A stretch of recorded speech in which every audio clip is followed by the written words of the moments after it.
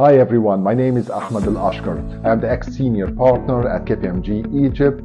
I worked in many jurisdictions, Egypt, Sudan, GCC. Part of my work covered local clients, introducing them to the London Stock Exchange, alternative investment market at London, UK. I introduced many services for about 24 years, which is my entire career. I served clients in audit, in due diligence, in feasibility studies, valuations, and finally IPOs. The methodology of this course, the policy and procedures, would be as follows. Number one is establishing a proactive approach and a conglomerate between lecturing and between, a proactive discussions with the candidates.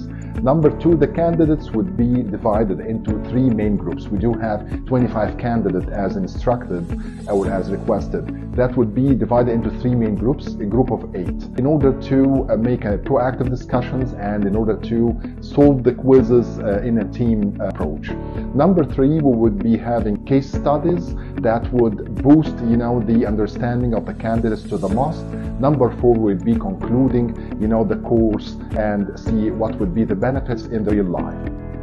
Let's have a look over the content of the day one in our training. Number one will be illustrating the definitions of what is policies, what is procedures, what are those abbreviations or words into the real life examples. Number two will be approaching the what is meant by the assertions of the financial transactions. So we do have an approach called the CVOP. The CVOP is an abbreviation for about 6 main words that needs to be known by who is recognizing the accounting transaction into the records.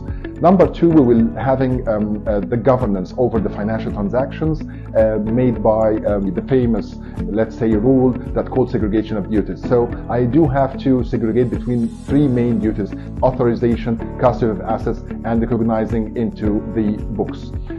Number three, we would be picking life examples from the accounting cycles, where I'm here picked like 2 main cycles: the PP&E, property, plant and equipment, and number 2 is the inventories.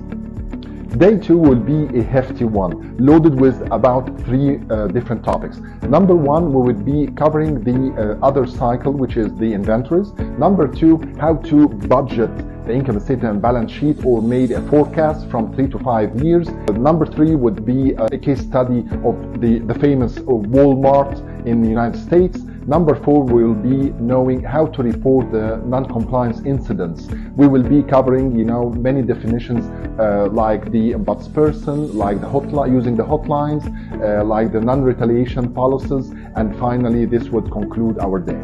Day 3, I will be enjoying day 3 because there are 2 different topics that are dedicated to a very small niche of professionals. Number 1 is the statements of the EBITDA, earning before interest, tax, depreciation and amortization, the net debt statement, and the working capital statement. Those are very elite financials or statements that are very important to the valuation process of your company, to the contributing or to calculating what's contributing to your success into the company performance. The last point in our last day as well, I'll be covering a very contemporary issue, which is the sustainability.